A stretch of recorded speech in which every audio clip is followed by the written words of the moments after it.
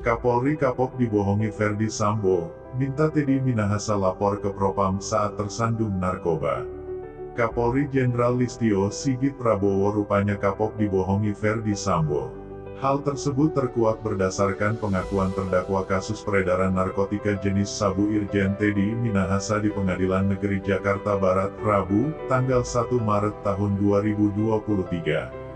Kala itu Teddy Minahasa sedang menjadi saksi mahkota dalam sidang dengan terdakwa AKBP Dodi Prawira Negara dan Linda Pugiastuti. Mulanya Teddy Minahasa menceritakan kronologi awal penangkapannya. Ia menjelaskan mendapatkan informasi saat ex-Kapolres Bukit Tinggi AKBP Dodi ditangkap dalam kasus peredaran sabu pada tanggal 12 Oktober tahun 2022. Saya diberikan informasi dari kawan saya yang bertugas di Badan Intelijen Negara, BIN, menginformasikan bahwa anak buah saya ditangkap karena narkoba, mantan Kapolres Bukit Tinggi, ujar Teddy Minahasa dalam persidangan.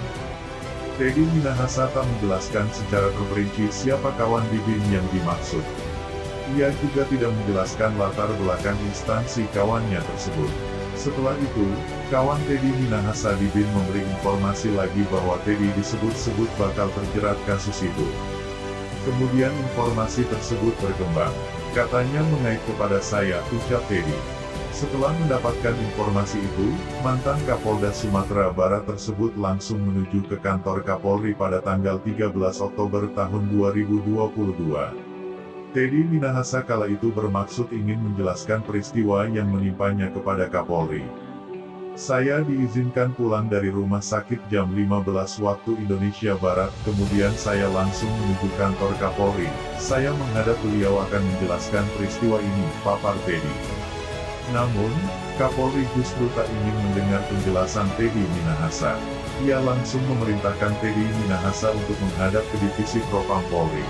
Pasalnya, Kapolri mengaku tak ingin kecolongan lagi seperti kasus Ferdy Sambo, yang merekayasa pembunuhan Brigadir Nofriansyah Yosua Huta Barat menjadi tembak-menembak. Lalu beliau mengatakan, Dinda dimintai keterangan dahulu oleh Propam. Saya tidak ingin kejadian seperti Sambo. Saya diberikan informasi yang salah, lalu jadi enggak karu-karuan, kata Teddy menirukan ucapan Listio. Atas perintah tersebut, Teddy pun mendatangi kantor Kepala Divisi Propam dan diarahkan ke Biro Paminal. Dan di situ saya akan dimintai klarifikasi keterangan.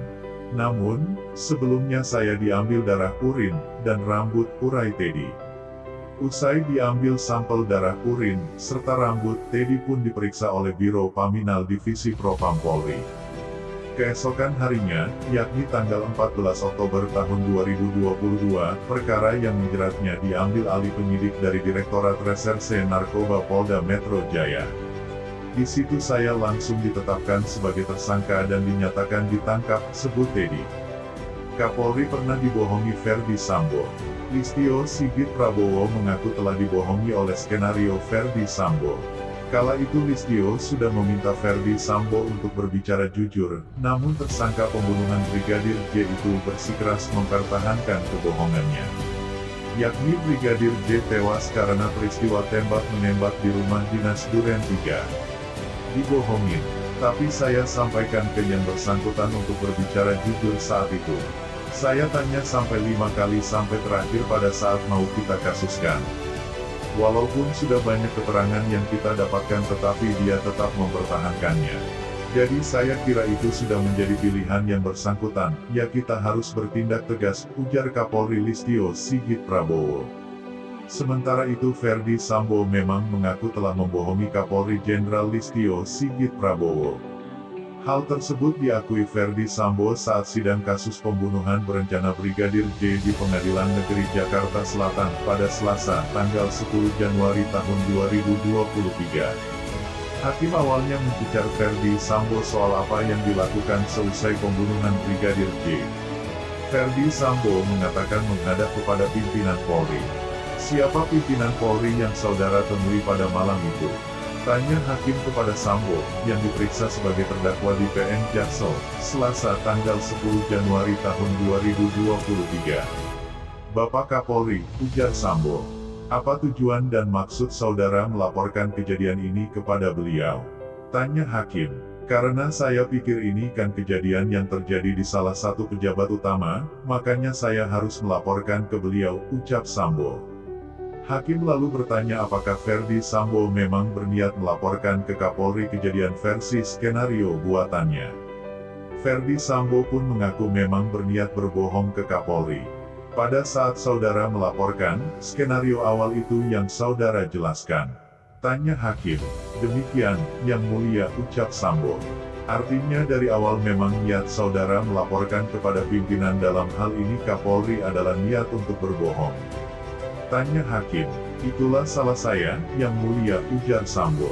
Itu saja yang dapat kami sampaikan.